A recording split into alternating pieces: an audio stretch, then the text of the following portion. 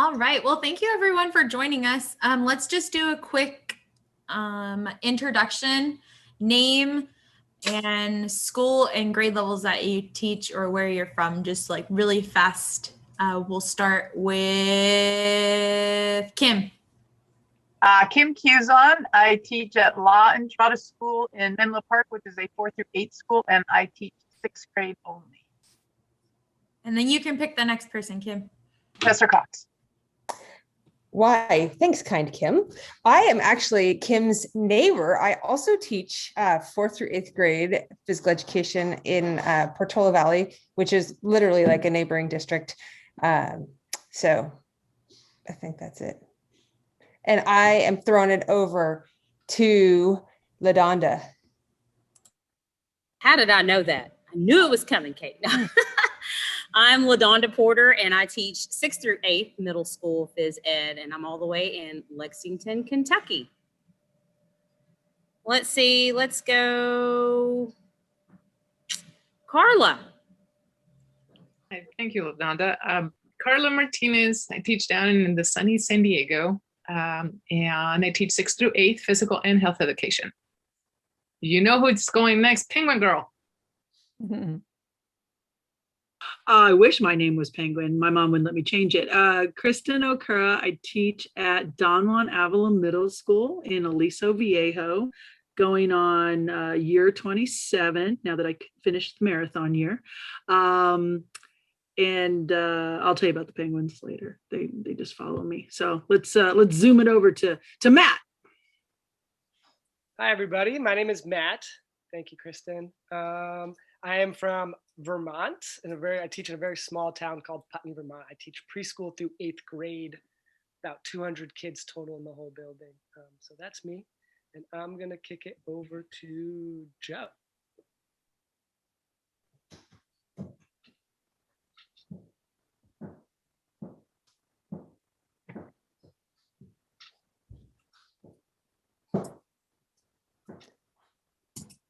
Joe, you there? Oh, there you are. Raleigh, North Carolina, middle school, 6th through 8th.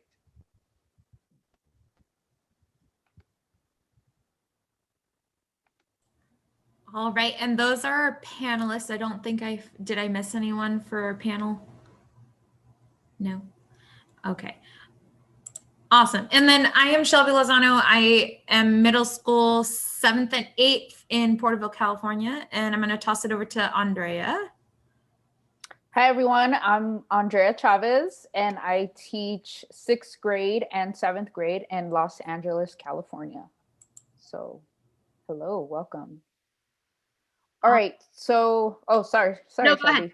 Okay, so I think what we'll do is we'll keep it like super light. We have a set of questions. I'm sure that our panel already kind of looked over those questions. We'll ask the questions, and I think what Shelby and I kind of discussed, we'll just open up the floor. If you want to answer the question, you can answer it. If that prompts you to think of another question you want to push out to the panel or anyone, we're open for that too. Any kind of conversation we can get flowing, I think would be most beneficial for all of us. I'm just going to ask, since we have a pretty small select group, would it be okay if they do a quick intro too of all the participants? Of course. Yeah. Thank you for that. So then I'll kick it off to Susan. Susan Lemus, and I am a PE teacher for K-8. It's a small school in San Diego, and I have about 250 kids that I see twice. I see each class twice a week.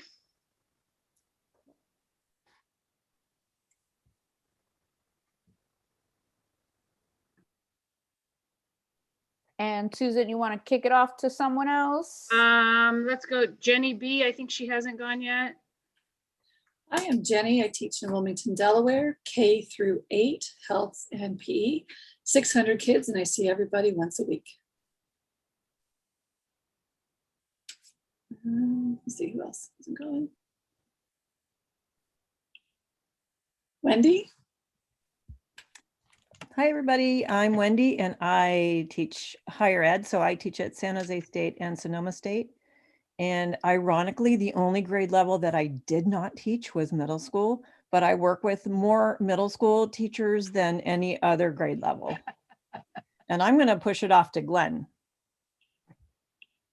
Hey everyone, I'm Glenn. I'm from Vancouver, BC. I'm a retired district coordinator for Phys Ed, but I taught high school.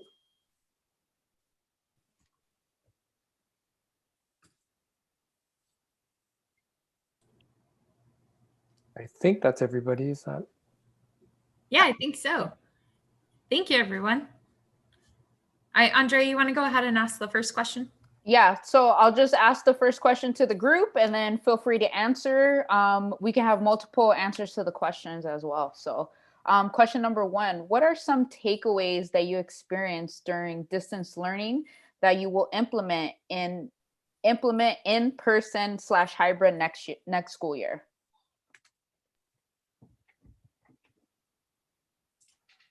I'll go. I'll go. So we were in person and it started in April. And the most beneficial based on the survey of the students. So we gave students a survey after we finished. This year was unique because we didn't have the kids all year long. We had on one quarter, then we had another batch, and then we had another batch. But at the end of each quarter, we had an exit survey to give us some improvements on our online teaching. But the ones that resonated more for the students, it's the health and mindfulness lessons that they took away. You could ask them about content, and usually that was the least that they could seem that was beneficial. They liked the mindful minutes. So now I do, every time that we start class, we take a minute and we just, at the beginning of class, because if not, I don't know if it happens to you, but I run out of time. So sometimes I'm rushing that mindful minute, and that's not beneficial. So we start our mindful minute at the beginning of class. So 2 modifications that we're actually purposely doing a classroom rotation for the health and mindfulness lessons. And then we are doing the mindful minute. Piggyback on Karla. I pretty much, when I taught distance learning, we did not go back in person until March. So we pretty much was 3/4 of the school year online. But I found it, for me, if I treated my distance learning just as if they were in person. So my lessons always was the same. We always did the 4-part lesson with the intro, a fitness, a lesson, and then the mindful minute at the end. So to give my kids the feeling of they're having some consistency. So then when we did transition back to in person, there was no lapse. There was no behavior issues because it was the same at the beginning of the year when we were online versus being in person. So there was no issues whatsoever with my kids. I'm going to include journaling. I learned a lot about the kids, and in the beginning they were quite reticent and abrupt, but towards the end they really started to increase their self-awareness and their emotional IQ and their they were able to place where they were and kind of self-help them, better self-help once they reflected a bit. So the reflections became much better as the year went on. But in the beginning, terse. But it was a very good, a good benefit. Just a couple of things. I'd never been really big on doing a ton of flexibility. So I got really into yoga this year with the students, and they really, really liked it. That came back on a lot of the surveys. They were so into it. But we did yoga for all different purposes, like for strength, for flexibility, and we kind of talked about the different purposes. That would be one. And then the other is just the little, how involved the parents can be. So having opportunities, for homework, so to speak, and ways for families to engage and support the learning. So I think that's something I'm going to take forward a little bit more. Is to try to have just more recommended, like, hey, we're working on this, try this with your kids, because the parents often, I don't know, the play isn't a big part of their life anymore. And so if you give them suggestions, they're more likely to go out and do it. I turned my asking for things, I called it the big ask, into the big tell. So I'm always asking for stuff, oftentimes getting no's with the newer administration. And this year I turned it into telling them why I need it, not saying, can I have? Worked wonders. My biggest ask was at the beginning of the year, I had trouble seeing the laptop because my vision's not that great. And at one point I had 65 kids and doing the slide, swinging through the screens. So we were trying to get bigger screens, and everybody was getting bigger screen. I went to the library where there's a huge Promethean TV, gigantic smart TV thing, and the library was closed. So I borrowed that, kept it all year in my private office. It was like drive-in movies. It was awesome. And at the end of the year, I said, I need this TV, and here's 20 reasons why I need it. And we also need a second one because we have 4 PE teachers. I'm only asking for 2. Within an hour, the answer was yes. I almost cried. We have a big old Promethean TV, and the principal's trying to get us a second one. So doing the telling rather than asking was magical. Thank you. Our next question is for Matt, and then anyone else can jump in. Matt, what was your favorite beginning of the year, or what is your favorite beginning of the year activity that you do with your students? Yeah, I have a lot, and it depends. And especially this past year was really different because I can apply for a bike trailer. And I happened to get the bike trailer the first 3 weeks of school. So biking was my first activity this past year. But that was just kind of like a spur of the moment. And that was a lot of fun to jump into and dive into. But it's also maybe not, what everyone wants to dive into, week one. Obviously, team building activities. And one I particularly like, if you know Mark Friedrich, if I'm saying his name right, great guy from New Jersey, is he calls it Weekend Warriors. I call it Coloring Connections, but basically it's making connections off paint chips or any kind of, he's also kind of started incorporating like trinkets and toys. So you kind of have like a circle and you have all these things in the middle, and kids are basically expressing, they're sharing something from their summer or their weekend or how they're feeling today. You could ask one question for the day. You could ask, a series of questions like we're doing today and really just get to know each other. But any kind of activity that you're going to kind of dive right into getting to know each other and connecting, because I think that's probably the most important thing and starting to build that trust. But colors and connections, or what Mark calls Weekend Warriors, and it's activity I've learned from him. So giving him all the credit there. So yeah. And I will also just say to people, so I've been in person. We went back in person in September. I was only remote from March of 2020 to the end of the 2020 school year.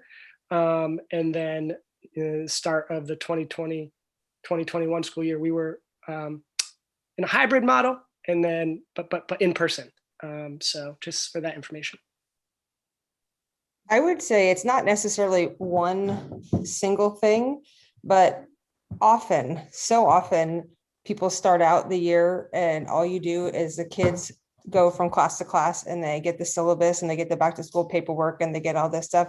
I would say don't do that day one. Like, make sure, do something fun, like save that. Like it's not gonna kill you to wait till like day 2 or 3. So start out, because first impressions make a big difference. So get them out, get them moving, something fun. I know they don't dress out. If that's a thing for you, I would also say don't dress out. But if that's thing, just get out, get going, get moving, and hook them right away with whatever your favorite activity is, because your enthusiasm and excitement for an activity is going to carry over to them. Thank you. Does anyone else want to share their favorite activity? Go ahead. Yes. Go ahead, Susan. I wanted to, can everybody hear me? Yes. Okay. I wanted to add on top of what Kate and what Matt said, especially because I can relate to Matt. We were in school the whole year. There was a few weeks where we were distance learning. Our PE wasn't actual, we started off with lesson plans, and then we ended up changing it where PE teachers were assigned equipment. And so each grade was sharing their own equipment per class, and they were just using it as a recess time. So for me, the lesson plans weren't done by me. It was just getting the kids out, like Kate said, getting them out and getting them moving. So my challenges this year is to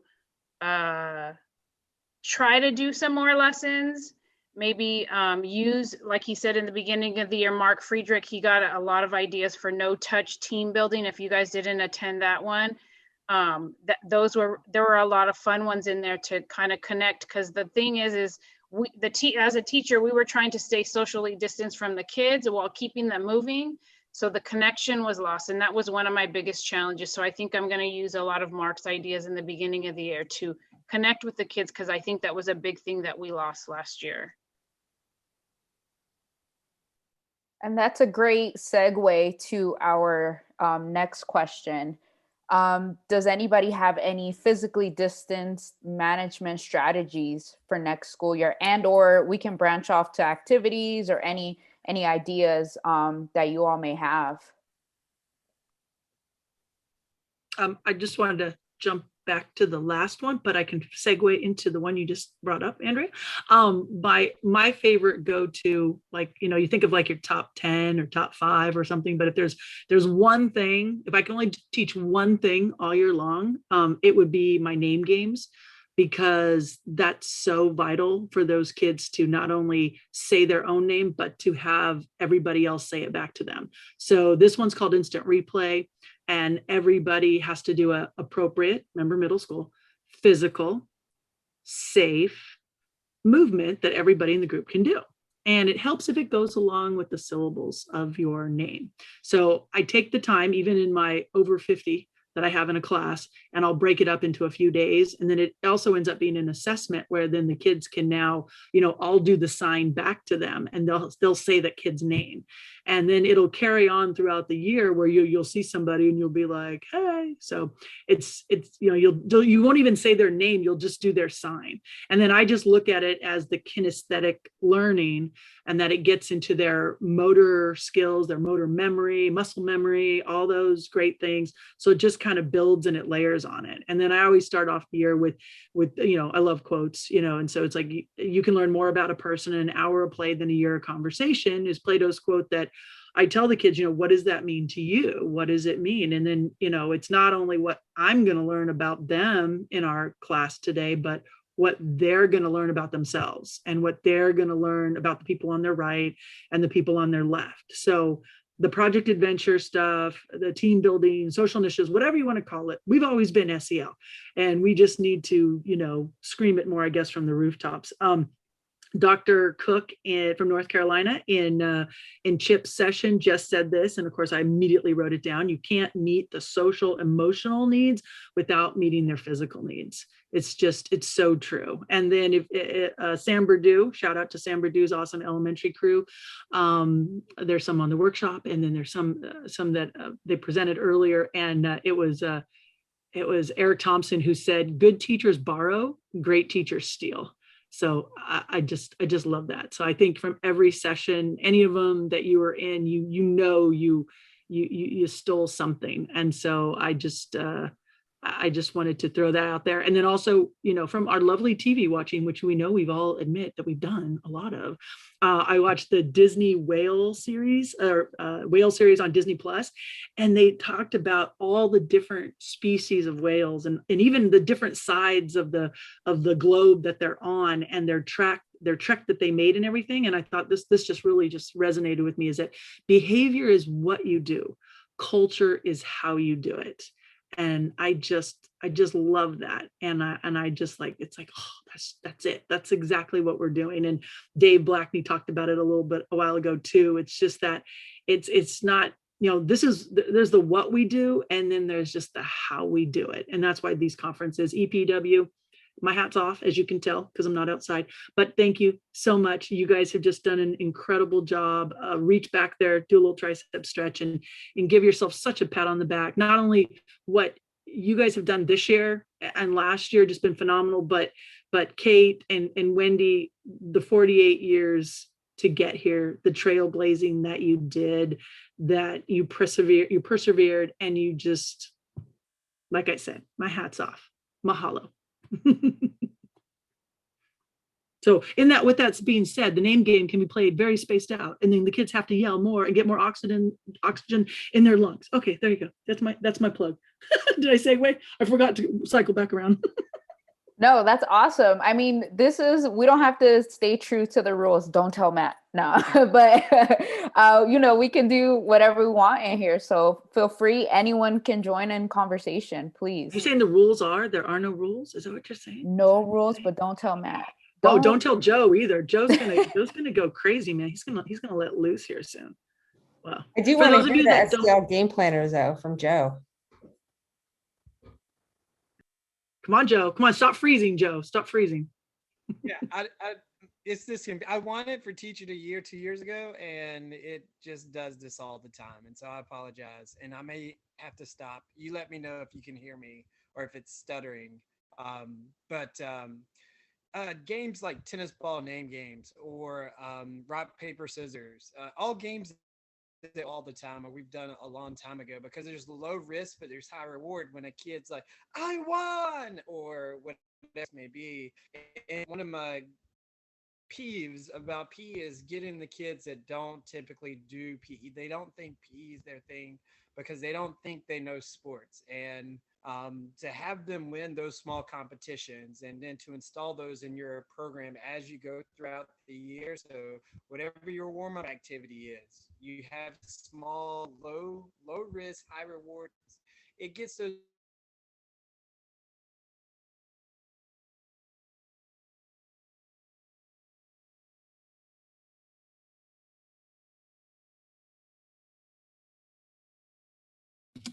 Do you think he can see us freezing? Oh no, we lost him. Joe is just about to say the most important thing. What? I know. Kickball and making it into cricket, but you can only score in cricket terms, and kids are like, what? I don't get it. And it's like, hey, don't worry about it, just play. It makes things more interesting. Awesome.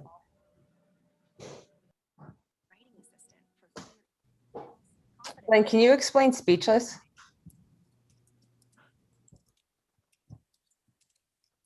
Speechless is just you have a group of kids, all your class line up on a line. Ideally, if you have a bench, that's even better, so it's elevated. And just tell them to just go stand on everybody line up side by side, and just tell them you need to arrange yourself in alpha order by either first name or last name, and no talking. And then have them go. You can also do birth dates. You can do middle names. When you put it up on a bench, then if they fall off, that adds time. So you can ask them to now, okay, as a group, what do you think our goal is? Give them time to plan that, and they shoot for that. So you can talk about goal setting and that kind of stuff in with speechless.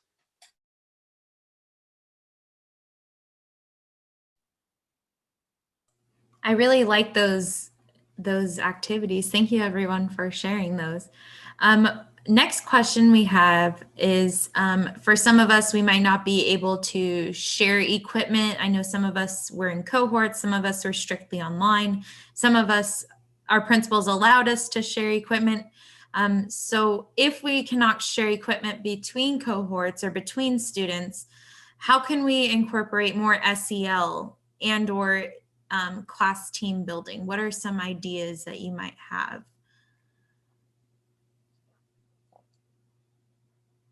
And if anyone has. Anyone, open to the floor. Well, honestly, a lot of it, I don't know, back another shout out for Mark and his no touch team building, but I mean, it's a lot of stuff that I would do too, where you can, rather than touch things, you can project if you're inside, or you can he had the idea of having like a no touch zone. So you can have equipment that they look at or have to figure out, but like manipulate. The other thing is, I know we're so like anti, but there are some cool things that, I don't know, like for me, for the session I did, I had to figure out this like team building. How would I do my connectile puzzle? How could I like bring that to life virtually, but for an in-person activity? But it actually worked out. So you could potentially have them go do something and move from space to space and then come back and actually do it on their computers, right? So like they're in a space but they could still manipulate things where not necessarily ideal, but not an all the time thing, but it could be, I imagine the computers are, a thing of the present because districts had to purchase them. So thinking about how can we harness that and use it, not to necessarily sit down, but how can we use that for benefit, for purpose? That might be another idea. Thank you, Kate. I'm curious to know, Matt, you said you were in person since September. Did you have any issues with social or physical distancing at all? Yeah, so being a physical education teacher, you're not the only people that see those students. So that's one thing. Yeah, I see 13 different classes, and it was interesting to see how different, even being in one really small building, how different each cohort was in terms of their spacing. And but that was off where I was going. I was allowed to use equipment. I didn't necessarily share it, or I had to clean it. And I had time in between lessons to clean it. And that got more and more laxed as the year went on. But activities that I'm thinking about after Kate was speaking have to do, I did orienteering, which I hadn't done. So any kind of activities you can do where your equipment might be like a printed piece of paper. So anything you can put on a piece of paper, all kinds of different activities. But thinking about like amazing race-like challenges. I remember attending a national conference a year or two ago, a couple of years ago, I guess it was, where there's this really cool challenge where, you know, there was fitness involved, but there's also questions and mind games. Everyone was moving from, you know, the team was moving while had to be connected to a jump rope. So it kept the team together. That is using a piece of equipment, but, you know, I also used things like jump ropes and pool noodles and yardsticks to help teach the distance. That was a question I think was like, what are some strategies for social distancing?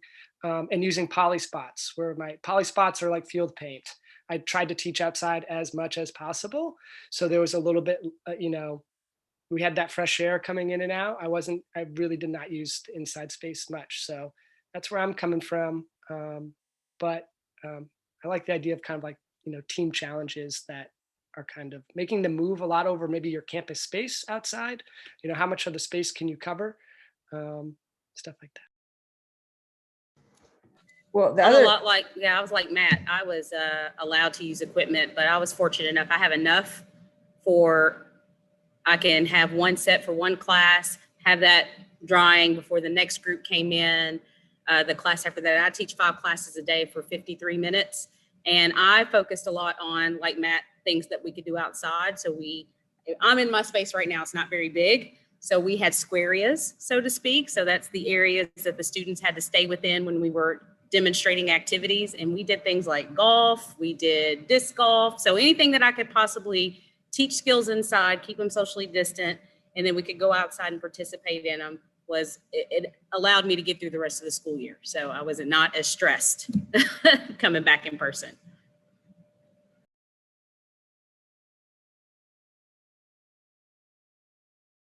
That's likewise for me as well. Like, you know, we started the year and everyone was super reserved in how much space, you know, people as far as they could be away from each other. But once we got into a little bit of a comfort with it.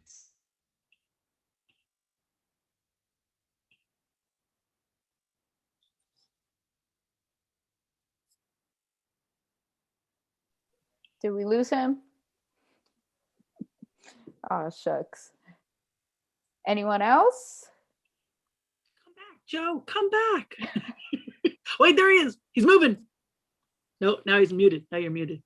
Oh, okay. So you didn't hear what I said. Okay, I'm sorry. You missed all those nuggets. Say it again, repeat. To start the year, you know, we were as challenged as everyone else with space, and I was sometimes buying equipment, whether you're going to get refunded or not. You know, with certain activities, and it seems like every time I came up with a new idea to do something, I got another letter to, oh, we shouldn't do this. So it was obviously a frustration as well. But you know, the students are going to remember those moments where we made efforts to be as creative as possible within the possible rules we have. So, you know, encouraging, you know, sometimes it does require you come out of your own pocket to make life fun for yourself and for the students. So one other thing, Matt, that might have been the session I did back in a couple years ago. I love the cooperative challenges. And one that I was going to share that I'm just going to put on, I didn't get to this one in the session, but this goes along with like the floor is lava challenge. So they got to get, it's kind of like the river run. So you got to get from one side to the other. But here you have to complete challenges in order to actually get an item to cross the river, and how the team does it is up to them. So here's like what I said, here's what you have to do. So this was kind of fitness based. So you don't have to get equipment, but as a group, you could just say, hey, your group has to, forget what it says over here, scooter board, all that. Like your group needs to do 50 burpees. So that could be one person doing all 50, or everyone could do 5, or, they figure it out. So it's kind of having to work together to create, to accomplish the goal. And some people will say, it's up to them to figure out how they do that. But then the big piece, right, is in the reflection after, right? So then there's questions that go like, what strategy did your team use, right? So this is where it makes it more a learning activity, and where they actually process it rather than just doing something to do it. So I just wanted to share something like that as a no touch. You could do, you could do fitness based things that don't have equipment along, but as long as you process, like, how'd you come up with that? Just an idea.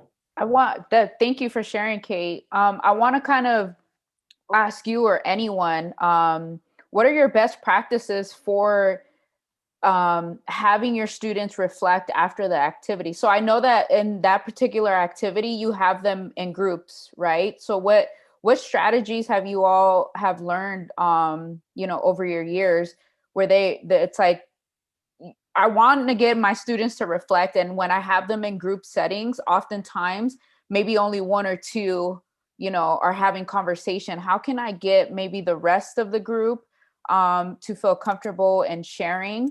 And then how do you collect that information? Are you all just going from group to group, having conversation with your groups? Do they write it? Is it an exit ticket? Please share. So I'm going to talk a little bit different hearing physical education. So I work in an international baccalaureate school. So we're a concept based. So we don't focus on the activity. We focus more on the understanding of how can I use different activities to transfer between one subject to another. And what happens is we do have requirements that the students do have to show understanding through writing. They have to show, so that we call it a statement of inquiry. And it's, we posted at the beginning of the unit, and it's concept based. It has prescribed concepts that we have for our subject. And for example, one of the concepts is refinement. So during the lesson, we tend to do, we're going to work on refinement as you work in this collaboration activity. And at the end, they have to either talk to each other and share what was their understanding of refinement and how can they see it outside the classroom, in their everyday and in other subjects. So it gets transferable. And then at the end of the unit, all these little formative assessments that we do to help them, guide them into the summit, to the summative at the end, they have to reflect their understanding of that statement, of the conceptual understanding through all the activities they did. So it's a little bit not focused on the activity. That's a tool, but there was more of the understanding of making lifelong learners to be able to apply what they learned from us to, at the end of 8th grade, they do a project where hopefully they, all their guidance that we gave them, they can use it so they can show up what they understood at the end of the middle school years. I was just gonna, in response to Andrea, to your question, I think it depends on how I have them share out, depends on what I want to do with the information. If I just want them to process, I'm all about like a pair share or a small group share, because then everyone actually, way more people have the opportunity to get engaged in the conversation and process. And then hearing a couple, randomly pick a few, or as you walk around, you want to highlight certain ones, you call that out to make sure the whole group hears that. But I have, with assessment, gotten to the point where if I collect an exit slip and I have no intention of reading it, and doing anything with it, it's pointless. So I don't want to put the kids through that work. So I would rather have them just have a quick conversation and whatever. But there are certain things where you need that information. So I guess how I collect it would depend on the actual, like what I'm going to do with the information back and what's most efficient for the students and for me. And I'll add to take like a pair share a little step further if you want to work on those listening skills, is if you're going to do a pair share and then have a couple shares out with the whole group when you come back together, make a little thing like you can't share your own thing. So you have to share something that you heard from someone else. So you're working on that listening skills. You might also have to work in those skills of asking for consent. Like, is it okay that I share this if I'm called on? But yeah. I have one thing that my middle school teachers do, it goes along with what Kate and Matt just talked about. I was using a think, pair, share to get them to respond to a prompt. They use a consistent prompt, and at the end of a lesson, they will say that they'll ask their students to sit with a partner and share, I learned that when I blank, this happens. So they have to come up with a cause and effect statement, and it can be affective, psychomotor, cognitive, whatever it is. Maybe I learned that, when I let anybody, into the group, or when I accept people into the group, I actually have more fun. It can be as broad as that. And then what they do is they'll ask them to pick a gem that it may be every 2 weeks that they actually write down. And so what they'll do is they'll practice sharing and reflecting through verbally, and then every 2 weeks they'll ask them to just write it down, and they use index cards or whatever. And during the pandemic, they had them respond through a Google form. So it's a little of both. Yeah, I wanted to add on to that. What Glenn just threw something in the chat too about the debrief being so vital. I mean, it really, if you don't properly, or if you don't even, bring them together for that debrief at the end, you might as well just throw out the activity, because there was really no point. It really wraps it all together, and it gives it that purpose. So that's what we're doing is, we've got to give them that point and that purpose. And to me, my goal next year is going to be how I can infuse the technology use with, we just switched to Canvas. So how can I use the Google form or Canvas or whatnot to get them to reflect, to get them to journal, but then still not take, because I'm not going to have, unless the time allows for them to all take out their devices at the end, and do something, or on like a weekly basis, or when they get home. And sometimes it's like things kind of have to settle in. Like you could give them like, here's the quick answer. Like if you ask the group, they're just shouting out everything you want to hear. Cardiovascular endurance, muscular strength, they're just throwing stuff out because they want to go. But instead getting them to really think about what they did, and then to have them compare it, or, it's always the what, the so what, and the now what, so taking that to that next step when they get, when they're not in the environment, having them to kind of reflect on it when they're out of the environment, and how they can tie those in. So that's my challenge. That's my goal. I guess I could say that's going to be my goal this year, is to see how can I infuse all 25 years previously to my 26 year together. How can we get those to work together? So for sure. Yeah. Thank you. And that actually brings me to something that I've been thinking about is for most of us that we taught, online all year, we have so much online content. So how are you all maybe using all of that online content, integrated with maybe when you go back into person? Because I would hate for all of our resources that we created via Google Forms, Google Docs, etc., to just go to waste. So how do you all see yourself maybe combining all of your, distance learning activities into in-person? Can I just highlight the importance of that question? Because I wasn't able to share earlier, but I found that some students connected a lot more with my short, brief online piece. And that was only through like assigned work on Google Classroom. I didn't have Zooms. So they connected more through that than they do in person. So I think there's a big value in what you just asked for, is how we keep using that stuff that I think some kids connect better with. Andrea, can I share the who done it? Of course, yes, please. Oh, can I share my screen?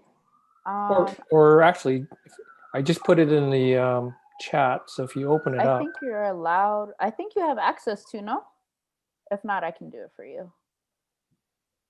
just open up the file that I sent. So if you know the board game Clue, this is basically what we're playing, but in teams. So in Clue, you're trying to identify who is murdered by whom, where, and with what weapon. And so what you do is you're creating teams of detectives. And so you probably have groups of 3 or 4, and each team is trying to solve the crime.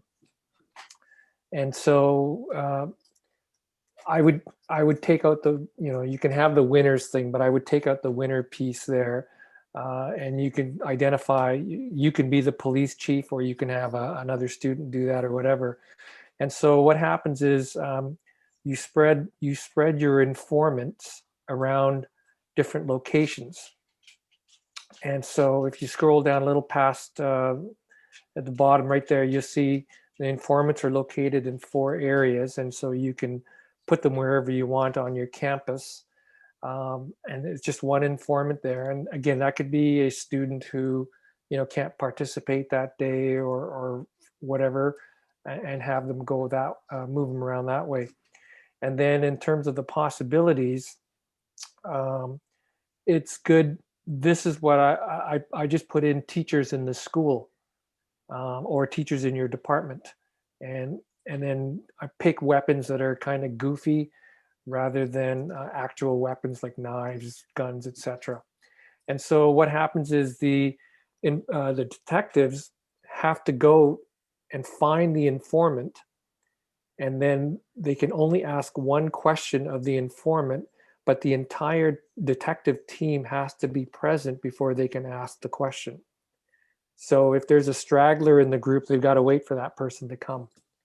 And then once they have the question there, it has to be phrased in a way that the informant can only answer yes or no. And that's all the informant does, is just a yes or no. And if they don't know, the informant doesn't know the answer to the question because it wasn't phrased properly, they just say no. And after receiving their answer, the detectives have to go to another informant before coming back to the same one. They can't stay at that same location and keep asking that one informant a whole bunch of questions. Every informant only knows one part of the crime and doesn't know what the other elements of the crime are. So this is a great activity because it gets the kids moving around, but they've also got to critically think, and they've got to phrase their questions. They got to try to figure things out. If you're doing it for the first time, I would probably minimize the amount of possibilities that you have. Like I might just do 4. And as your group gets more comfortable, you can start expanding and having more possibilities. But it's a great activity to get them to go around and move around campus. I love that. Thank you for sharing. We have one final question, and Andrea and I would really love an answer for this one. What advice do you have for a former elementary physical education teacher who is now being reassigned to middle school? What is something that you would suggest for us newer middle school teachers? Go to EPEW. Don't be scared of them. They are still elementary right here. Mm-hmm. Yep. Mm-hmm. Be yourself.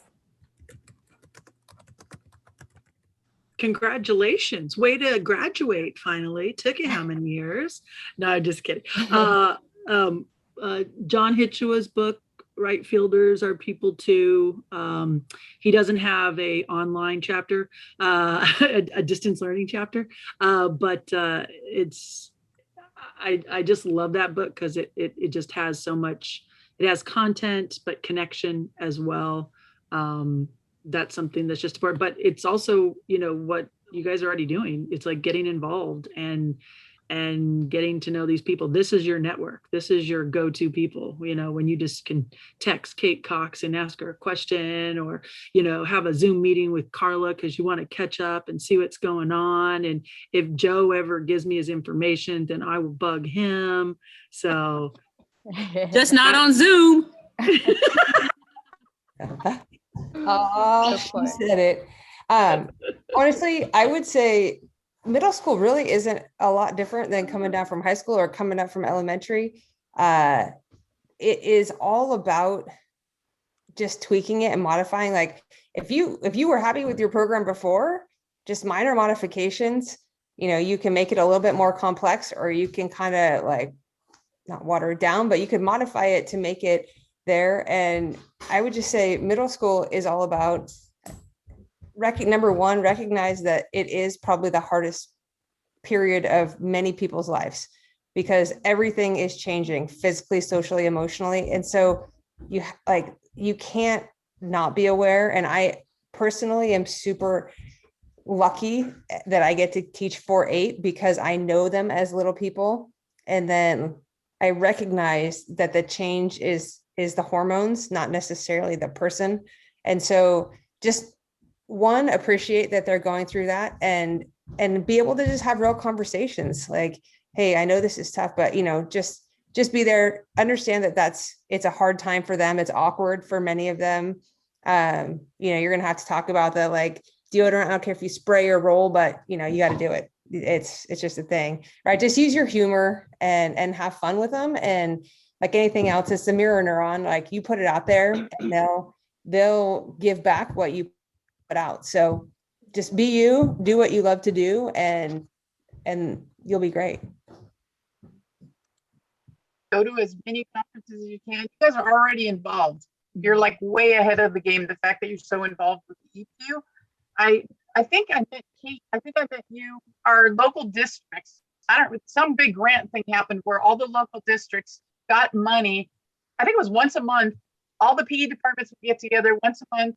I think we rotated schools and we would choose one topic. I remember Kate taught dance once. You were the guest speaker and you taught and you shared. And that was like the most amazing thing ever. It never happened again, but it was amazing for a year. And that's how I met a ton of people that I'm still in touch with. But you got to get your peeps together. And now that you got the Zoom thing, like meet once a month and just share. What's the best thing you did this month? It's just, everyone's so willing to share. It's just amazing. Don't be afraid to ask for help from everybody. Yeah, I mean, it goes, I mean, build connections people here, build connections with your students as quickly as possible, you know, and your colleagues. But I can tell you there's at least 2, if not more people in this room who I have, you know, met within 6 months, the past 6 to 12 months, and who have like, you know, taken time out of their day to field a phone call or jump on a Zoom with me to ask some questions. And there's so many people out there that are just willing to do that. Mark is one of those guys. I called him about his adventure course the other day. Or I DM'd him and he just gave me his number and said, call me, like right there in the moment, like just call me. So, you know who I'm talking about. I love you. She wants the love. She wants you to say her name. I love you, LaDonda, Boothang, and Joe and Jenny. And yeah, I learned so much from, it's fun to watch your community grow as you put more time in, the more conferences you go to, and then more and more opportunities open up for you. So just take those opportunities, whatever they are. Thank you so much. I know. And seeing them change it as well, mold your stuff as well. Like I shared a lesson with LaDonda and I saw what she did with it. It's even better. So like developing that type of relationship with people really it'll make that transition smooth. Awesome. Thank you to all of you for coming, panel, participants, everyone.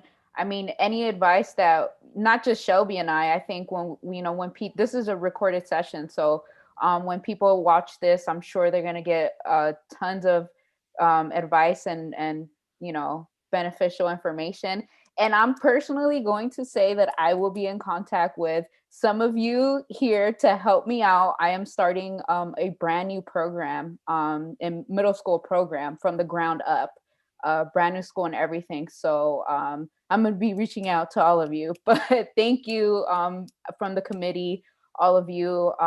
If you want to head back to the main room, we can. Any final thoughts, anything like that? Unmute yourselves and, Shelby, anything?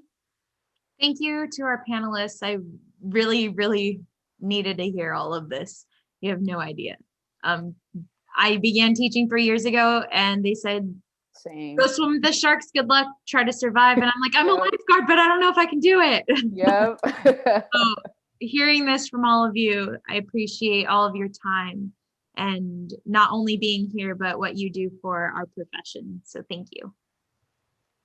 Thank you so much, y'all. Have a great rest of your day. Come back for our bingo night, bingo social. Good job moderating, you two. Thank you. Thank you, Kim. Appreciate it. Thanks, Thank everyone. Thanks, everybody. Don't forget Good about work, the everybody. Thank you for attending the 48th Annual Elementary Physical Education Workshop. We're glad you were here. Please follow us on our social media platforms. EPEW can be found on Twitter, Facebook, Instagram, and YouTube. Please check out our website for links to more great sessions. Just go to epew-cp.weebly.com and click on the virtual EPEW 2021 tab at the top and scroll down. EPEW 2021 Educators Assemble would not be possible without the support and dedication from the amazing EPEW committee. The committee has been hard at work for months preparing for this workshop. Thank you to Linda McGee, Barbara Gratton, Scott Wilson, Stephanie Sandino, Julie Miller, Jessica Monlux, Kayla Ailman, Shelby Lozano, Andrea Chavez, Scott Townsend, and Cindy Chase. Thank you for attending EPEW, where our motto is, come to learn, leave as family.